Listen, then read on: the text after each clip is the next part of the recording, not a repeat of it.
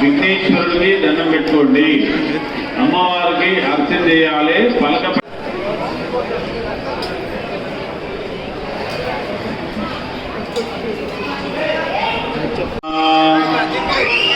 శ్రీమన్మహాగణాధిపతయే నమః. ఐశ్వర్య అభివృద్ధ్యర్థం సమస్త మంగళ పూజ చేయించాలి. పిల్లల చేత బల్బం పైన పసుపు కుంకుమ వేయించండి. ఓం గణపతి